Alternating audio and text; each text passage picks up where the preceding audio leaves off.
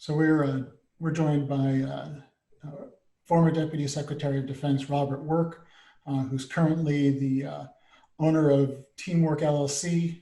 Also works as the Distinguished Senior Fellow for Defense and National Security at the Center for New American Security. Um, he previously, as I said before, worked as Deputy Secretary of Defense, where he was responsible for overseeing day-to-day business of the Pentagon and developing the department's $600 billion defense program. One of his initiatives that he's widely credited for is for implementing the so-called third offset strategy, which aimed to restore U.S. conventional overmatch over strategic rivals and adversaries. He also, before serving as Deputy Secretary of Defense, spent 27 years on active duty in the U.S. Marine Corps, retiring as a colonel. Secretary Work, thank you so much for joining us. Oh, it's great to be here, Abe. So we're looking at the legacy of the Pacific War from a wide variety of angles. And with you, we were looking to discuss and get a sense of how the Pacific War continues to inform US strategy and security thinking and planning about Asia. As we're embarking on a more intense period of competition with China, there's certain parallels between what happened in the 1930s and 40s, but there's also some important differences in how the United States thinks about Asia, about the geopolitical situation in Asia.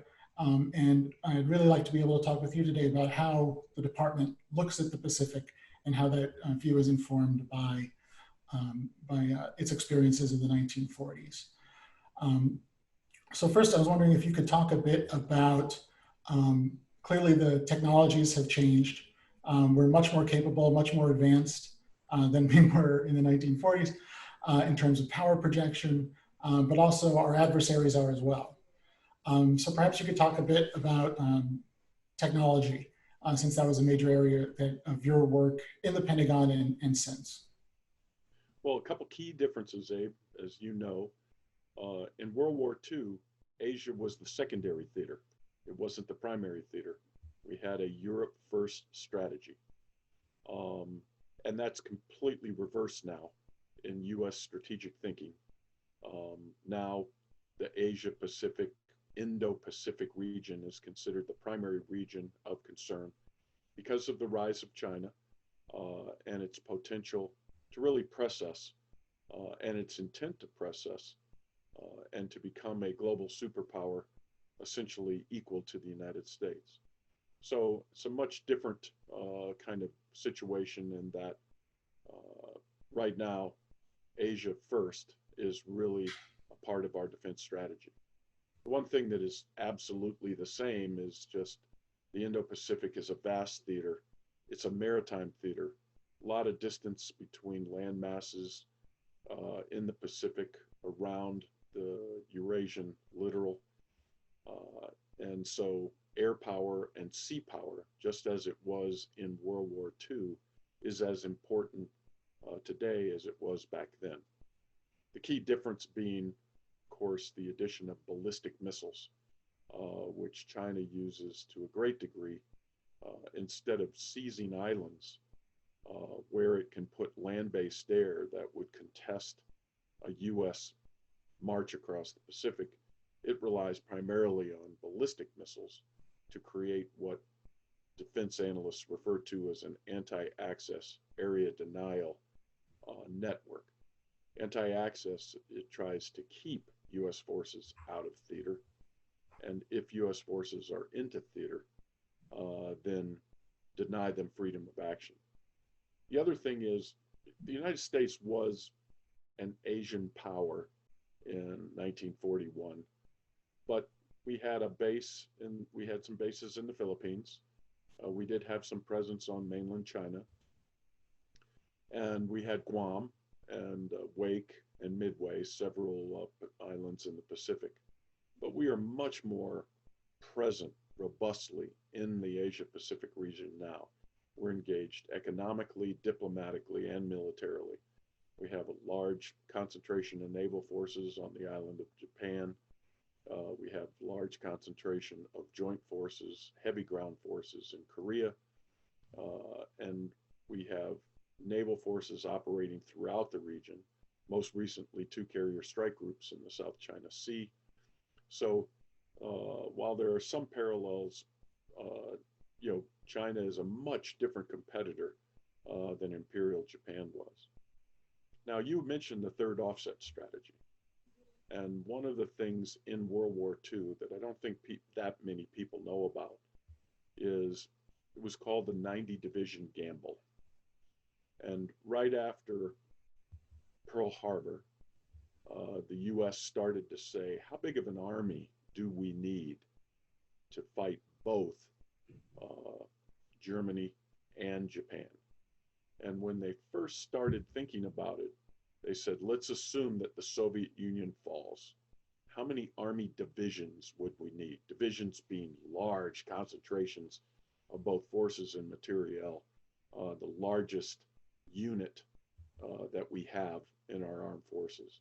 They're generally on the order of 15 to 18,000 men and women, depending on what type of division it is, whether an airborne division or an armored division.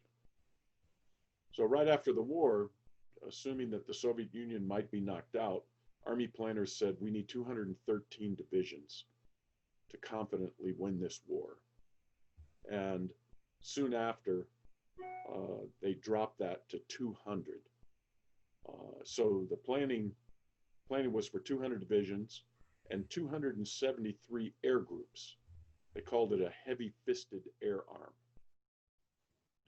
Now, by the mid-1943, we had gotten to 88 divisions. We had built up to 88 divisions. And the question was, do we need to push? And the answer was, if we pushed, we would start to eat into the manpower necessary for the arsenal of democracy. And we would start to take away from the manpower requirements of the other services. So George C. Marshall made a calculated gamble. He said, we can do with 90 divisions. And it was a gamble. All through the rest of the war, Army planners and senior political leaders in the United States were wondering if this was going to work. And it came to a head in 1944 during the Battle of the Bulge, when all divisions were essentially committed globally. 87 of the 89 divisions were deployed. All of the divisions were deployed, and 87 of the 89 had actually seen combat. And there was no more strategic reserve. Now, it played out. The gamble turned out to be, it worked. And what Eisenhower said was, look, what we did, and this is, I wanted to get the right quote. While some of our allies were compelled to throw up a wall of flesh and blood as their chief defense against the aggressor's onslaught, we were able to use machines and technology to save lives. And it's important to note that although they went from 200 divisions as a planning figure to 90, they kept the 273 air groups intact. In other words, they said, we will offset the advantage in personnel enjoyed by Japan and Germany with this heavy-fisted air arm. In essence, it was an offset strategy. It wasn't described as such. It was described as a gamble. And as it turned out, it was a close-run thing. But it's important to note that Eisenhower learned from this gamble. And when he became president, he specifically said, I am not going to try to match the Soviets man for man, tank for tank, plane for plane, and ship for ship. I'm going to offset their strength in a different way. And he offset them. Well, he didn't use the term offset, but he said, I'm going to approach this problem in a different way. And that was to use atomic weapons to deter the Soviet Union from invading Europe. And so the third offset is what was attracted to me by the historical reference was that the United States, when facing a competitor that's larger than we are and has certain advantages that we don't have, then we would try to offset those advantages with technology rather than trying to build up our Navy, for example, to 1,500 ships. we would have smaller ships, smaller fleet, but very highly technologically advanced. So you see this playing out now because, unlike Japan, China can actually compete with us in all aspects of technology. Japan was always under pressure. They couldn't make advanced aircraft engines. They were unable to do advanced sensors like we did. But the Chinese can compete with us in technology in every single realm: artificial intelligence, 5G, quantum science, you name it. And so this third offset strategy really has to cope with a competitor that is every bit as technologically capable as our own, which makes it a much more dynamic competition. That's a very, very interesting answer. There have been a few people who've argued, as you all know, that the U.S. carrier force is increasingly obsolete when it comes to a potential conflict with the Chinese, because of Chinese anti-access area denial capabilities that you mentioned. And this is reminded me a bit of the birth of carrier warfare in the Pacific during World War II between the United States and Japan, switching from battleships to carriers. And now it seems that you and others seem to be saying that there needs to be another shift to something more distributed. I'm curious if you could talk a bit about what that would look like in a Pacific scenario. In that, one thing that hasn't changed is the geography. We still need to get from here to there, but we do also have a robust presence there with our allies and our partners who also have their own capabilities.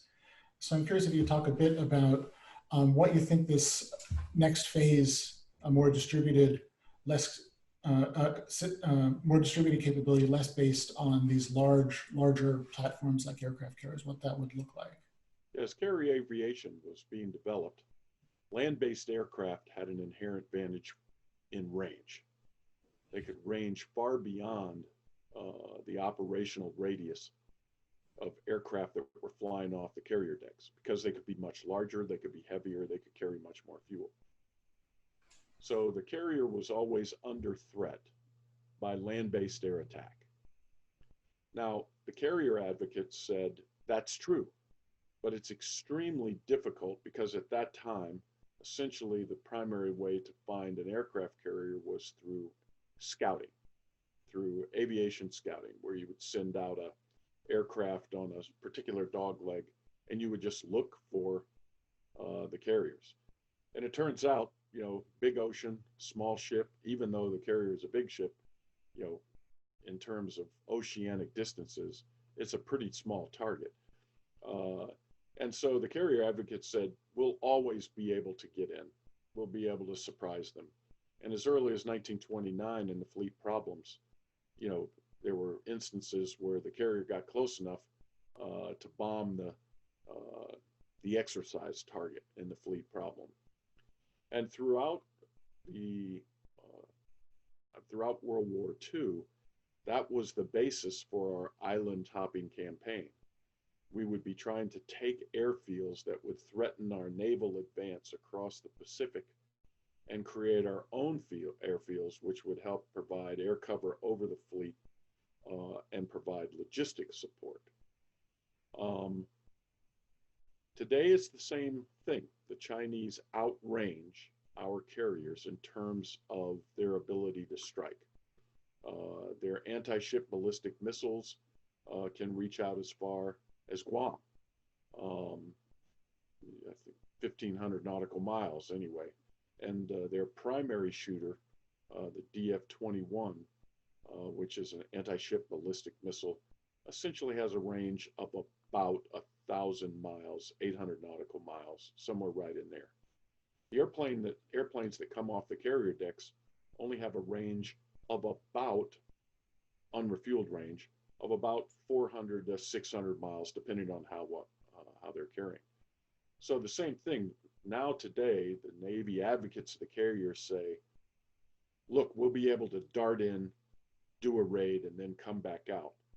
But what they're faced with now, Abe, as you well know, is the ways to find carriers at sea have gotten to the point where you have space-based sensors, you can track wakes, you have over-the-horizon radar, you have long-range unmanned aerial vehicles. Most defense analysts believe that the carrier will be found. And if the carrier is found anywhere within about 1,500 nautical miles of the Chinese mainland, they could be under attack. So they're saying, look, the same thing's happening to the carriers that happened to the battleship. The battleship was outranged by aircraft, and it became subordinate to carrier aviation. And so the argument of many, many defense analysts is, we just have to accept this. You have one of two options. You can start to put unmanned systems on the carrier deck so that they can fly much, much farther ranges and fight from far outside the enemy's anti-access area denial network, or you're going to have to shift to a more distributed fleet of smaller ships carrying lots of missiles. And the missiles would be able to distribute, making the targeting much more difficult, allowing the Navy to fire missiles at a lot of different targets in a lot of different areas. And that debate is ongoing. I think the debate is shifting against the carrier. That the U.S. Navy has been carrier-centric since World War II. It came out of World War II with 100 aircraft carriers, fleet carriers, the biggest one, escort carriers being the next, light carriers being the next size down, and then escort carriers. Had over 100. So the U.S. Navy, it was imprinted in their DNA. They were a carrier Navy, and they still are today. But that's starting to change. We have a requirement for 12 right now. That's written into law. But I think most analysts would say the operational cost of 12 carriers isn't worth it. We should come down even more and continue to experiment with distributed operations, longer range unmanned aerial vehicles, et cetera. So it's a much, much different competition now. Whereas, we went into the war thinking it was going to be a battleship war. That ended in one day. Then we thought it was going to be a carrier war, and it was. And it remained a carrier war throughout the end of the Pacific campaign. So, as I said, it's starting to change now. And I don't think the debate has been decided yet, but I think it is trending against having a fleet that is based entirely around the carrier.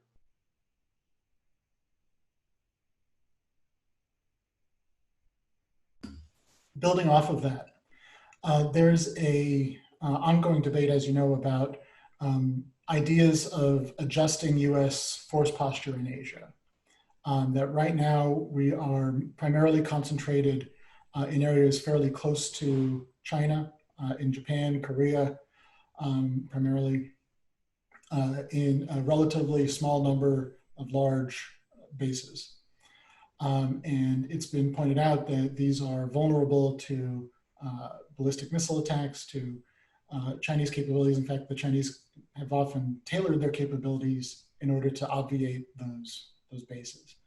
And so there's a debate now about whether the United States should plan on trying to operate outside of this A2AD bubble, or if it should develop a way to operate inside of that in a more contested environment. I don't think that there's been a winner declared in this debate, but I would be curious, since if we think back to the Pacific War, we had some posture there. We had some capabilities in the region, as you said. We lost it. We lost most of it under Japanese aggression. We had to fight our way back in at great cost. So I'd be curious, with those lessons in mind, how you think about this current debate about what U.S. posture should look like if we should try to operate in this contested environment, or rather try to stand back. Well, there's a big difference between our presence just prior to World War II and the presence now. The presence prior to World War II was really an imperial presence. We didn't have allies so much as we had access to bases in foreign countries. And for example, we had the Asiatic fleet that was in China, but in no way, shape, or form would I say we had a strong alliance relationship with China at the time. And the same thing with the Philippines. Today, we have alliances with Japan, Australia, the Philippines, Taiwan, although is not a treaty alliance partner, it is considered from a defense point of view as some place where we are likely, although we keep it ambiguous, we are likely to defend. And through the Taiwan Relations Act. So we have a very robust set of alliances. And if the United States just pulled out and said, hey, alliance partners, we're going to pull out to preserve our forces. You need to stay inside this big anti-access area denial bubble by reason of geography. You can't pull out. Trust us, we're going to come. We have to be able to prove to our allies that we can operate in this environment and prove to them that we will come in, that we will come back, that we will be able to operate and we'll be able to operate alongside of them. We didn't have that kind of calculation prior to World War II. We could have pulled our forces out, but then we would have lost our primary bases that were in the region. So I think although the debate hasn't been fully decided, I think there's a growing realization that we're going to have an inside force and an outside force.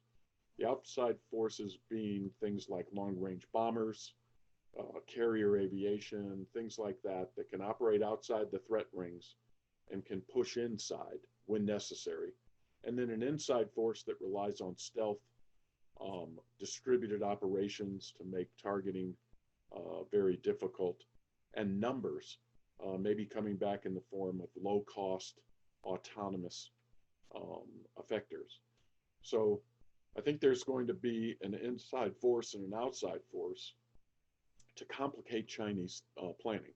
If the Chinese ever considered saying, okay, we are going to go to war, then I think and I want to make sure everybody understands the Chinese are going to try to avoid a war at all costs. That's, as we will. Neither country, I think, is looking to fight a high technology war in the Western Pacific. The stakes would be enormous. Both of the competitors have nuclear weapons. We don't know how the escalation ladders would work. The risks are just too high.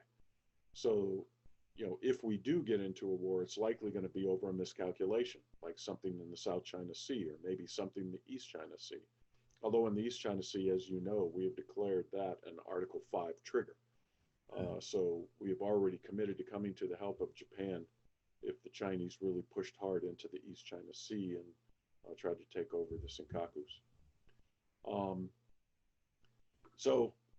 As this whole conversation, this is very much a move-counter move. It's a military technical competition between two great powers, both of which have the economic and technological wherewithal to present problems to the other side that are very daunting. And it's a move, counter move type situation. And the whole idea of the third offset was it's getting too uncomfortable. The United States used to enjoy a large measure of conventional overmatch in the Indo-Pacific region. That advantage has started to erode, and it's probably eroding at an accelerated rate. So the third offset was, hey, we have to address this. And we need to come up with a competitive strategy for military technical superiority so that we can continue to underwrite conventional deterrence in the Western Pacific. I'm very glad that you mentioned deterrence. I was actually going to ask you about that. Clearly a big difference between now and the 1940s.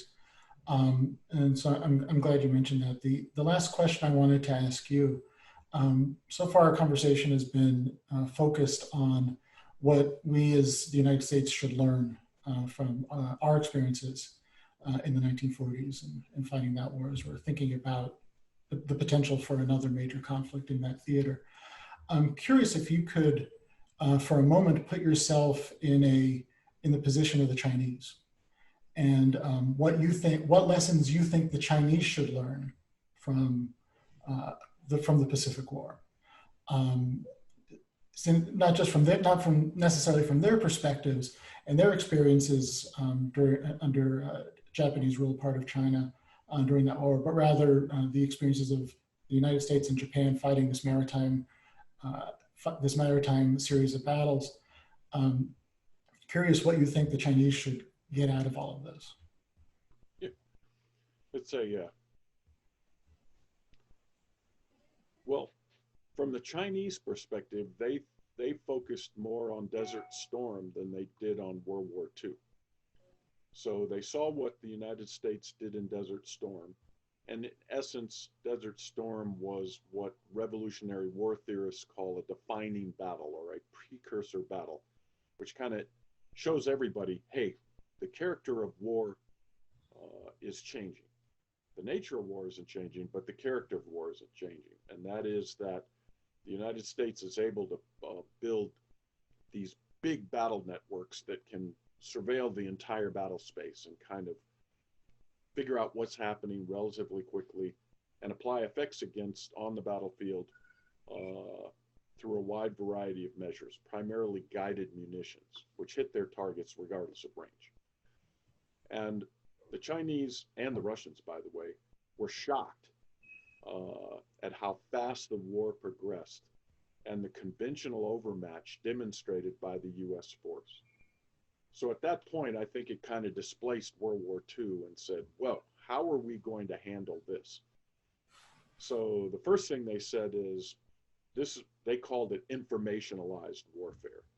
And instead of calling them battle networks, the Chinese call them operational systems. And they said, we're moving into an era where war is going to be these collisions between two operational systems, the US operational system and our operational system. And we have to give as good as we get. We have to be able to fight that war on a position of military technical parity. And that's what they've been shooting for the last 20 years.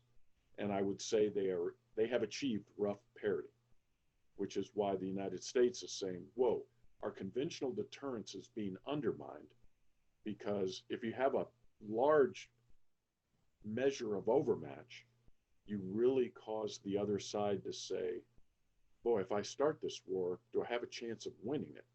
And if they say, the chance of us winning is not very high, then the more likely they won't pull the trigger. So the United States wants to, the Chinese have been moving up in their military technical parity, and the US wants to extend that to underwrite conventional deterrence. And so now the Chinese have said, we want to leapfrog the Americans. And the way we'll do that is to pursue artificial intelligence and autonomy. And if we beat the Americans at that game, then we're going to be able to not only close military technical superiority, but we're going to be able to leapfrog past the Americans.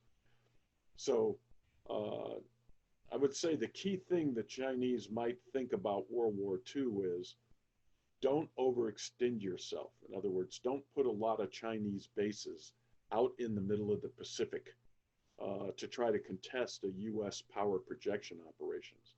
Their whole strategy of counter intervention is based upon anti-access area denial thinking, and they believe they can do that with long-range ballistic missiles. They saw what happened. The Japanese, their bases were individually strong, but they didn't mutually support each other. So they were overextended and could be picked off one by one.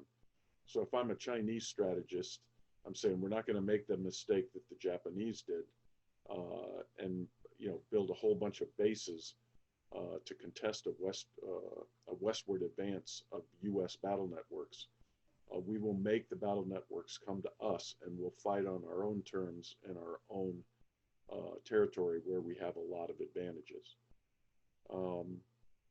The other thing I think they think a lot about out of World War II is Japan had to invade China and the East and the Indies primarily to get resources. And so the Chinese have thought, how do we protect the resources we would need in case we ever came to grips or ever had to fight the Americans? How would we secure oil? How would we be able to, secure access to all of the materials we would need? So I think they probably study that very well, and they think constantly about how they can become self-sufficient and very difficult to cut off from global resources.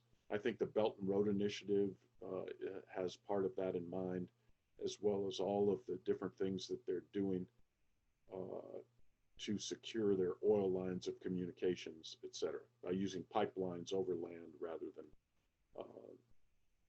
tankers that could be interdicted by the U.S. Navy. Well, thank you very much for that.